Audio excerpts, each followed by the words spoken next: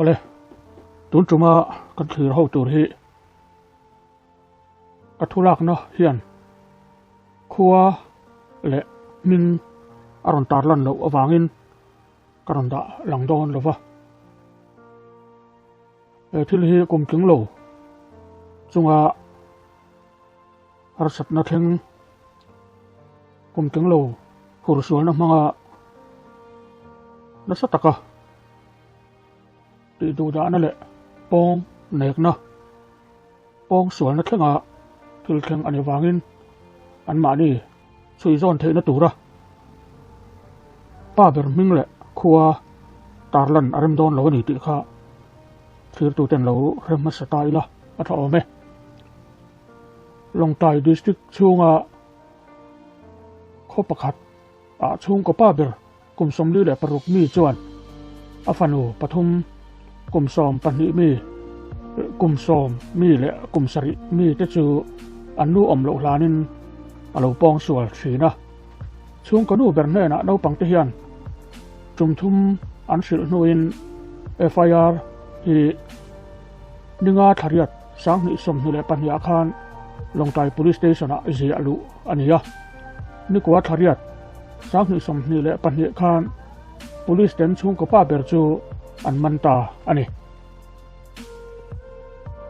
case chungchang a hian Longtai CWC ten thanem ngai takin chung ko nu ber hi an pui ni a riat ani u vanal en moya district and sessions judge lunglei judicial district le special judge pokso ni bok chuan thusatu te ko vek an ni nuwa section zanga paruk IPC le section 6 of Pokso Act 2012 nuaya thiam lo achantira ni samni le pathum thasom sangni samni le pathum voin ni akhan sentence hearing nei ania sarkar ayo in PF lalchan himi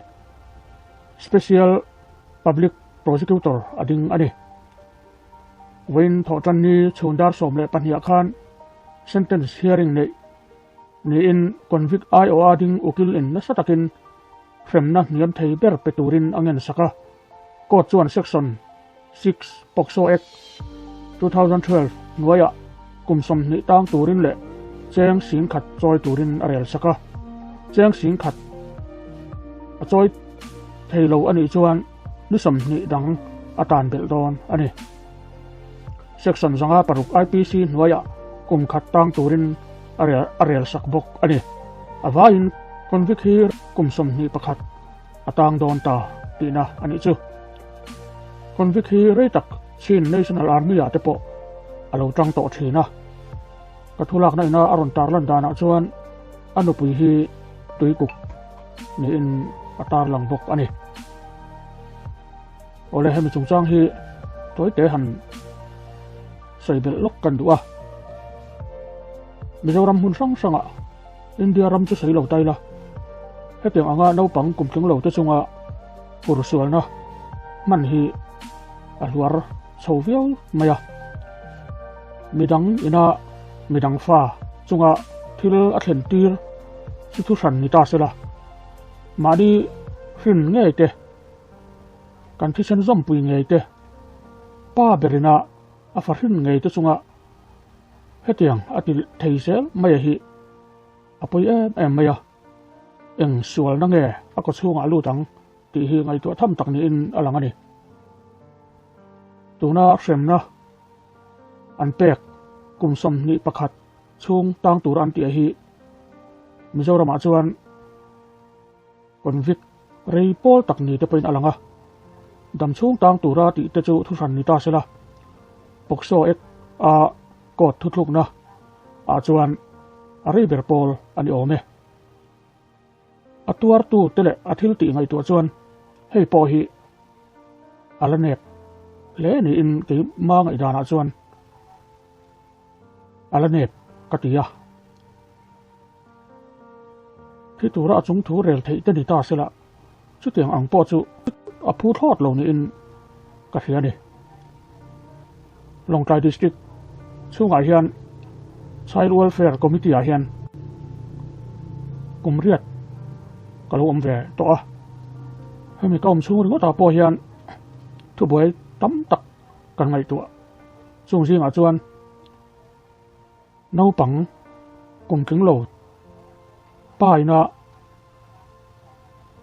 hur sual na ati pui engam pasat case kan nei tlat bok ani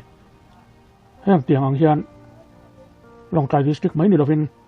Mizoram chunga district sang sanga te po he tiang case hi aum nual ni in a hriat ani chuwang chuan lu le pa te poin kan fa te kan em kol na konga te kan film khur a poi mo a he tiang case kan nei then khata chuan no pang chung te nei pi emo pu emo cousin emo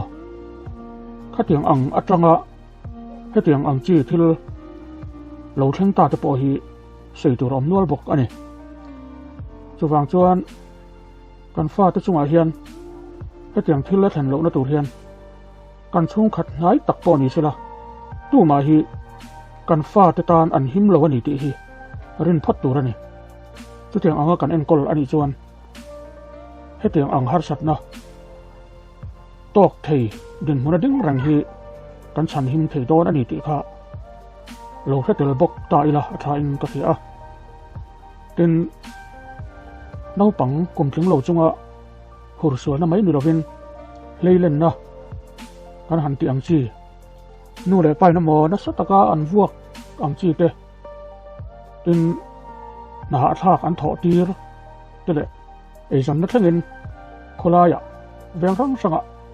rotuai zuar te mau tuai kan zor tir te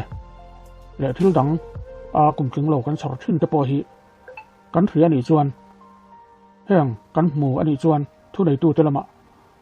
kan zual ko te po apoi mo em ani ti kha reila zoram mi pui te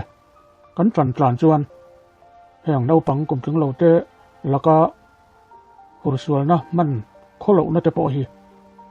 kan ti ji om thei ani ti kan riat a tha ome ole khat chin kha